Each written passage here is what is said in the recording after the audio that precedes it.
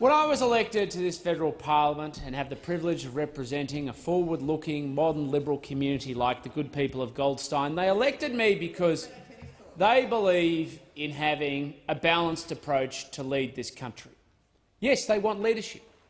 They want economic leadership. They want to be able to create jobs and opportunity for Australians for the next generation, to steward the economy so those who inherit it get something better than we inherited. They want social stewardship. They want cohesion and social stability. They want a meritocratic society where there's social mobility. And they also want environmental leadership as well. They want environmental stewardship. They want to inherit, their children to inherit, a cleaner, healthier planet than the one that they received.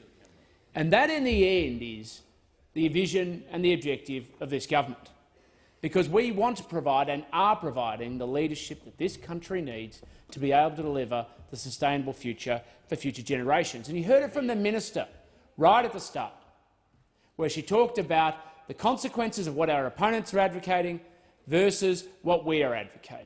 What we're advocating for is sustainable, lowest-cost emissions reduction. There's been modelling that's been done of Labor Party policy, where it's going to cost $120 per tonne of CO2 equivalent greenhouse gas emissions reduction and abatement. The Coalition's able to deliver it for between $11 and $12. Yes, all right, that's more efficient, and it is. But more critically, it means we can do more with less. We can cut more greenhouse gas emissions cheaper than the opposition can. Because at the heart of what we are seeking to do, Deputy Speaker, is drive an agenda based on innovation and growth for every Australian, while the only pathway that our political opponents are seeking to advocate is one built on taxes and decline. Our plan is comprehensive. We're not just looking at the third of emissions that come from stationary energy, though that is a critical part of the discussion. Yes, we are looking at what we can do to deploy renewables so we can provide stability and reliability and affordability to the energy sector. We are. We're looking at the expansion of the Snowy Hydro project to take in Snowy Hydro 2.0.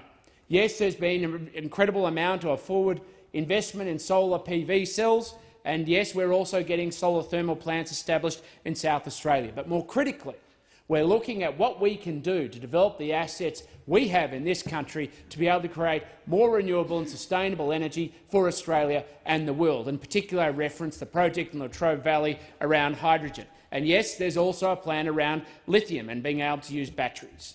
But more critically, we're also looking at how we can be efficient, because we do not want to waste a single drop of energy that sits within the grid and the marketplace to be able to deliver the energy that people need, to find ways to deal with reducing the demand so that companies are more efficient.